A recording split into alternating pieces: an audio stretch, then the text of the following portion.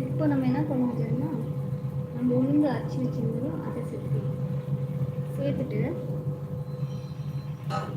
நம்ம உளுந்து அரைச்சி வச்சிடணும். சாஃப்ட் இந்த அளவுக்கு நம்ம அரைச்சி வச்சோம்னா உளுந்து அதை நம்ம எப்படி சேர்த்துக்கலாம்.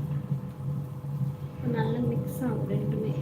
ரெண்டுமே நல்லா மிக்ஸ் ஆனதுக்கப்புறமா நம்ம எடுத்துக்கலாம்.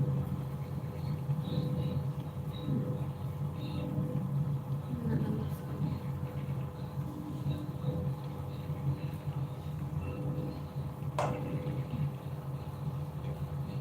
அவ்வளோதான். இப்போ பாருங்கள், ரெண்டுமே அந்த உளுந்தும் அரிசியும் நல்லா மிக்ஸ் ஆகி நல்லா உப்புரியாக வரும் மாவு. அதுக்கப்புறமா இட்லி சுட்டு பார்த்தா செம்ம டேஸ்ட்டாக இருக்கும். அது கூட சட்னி சாம்பார் செம்ம டேஸ்ட்டு.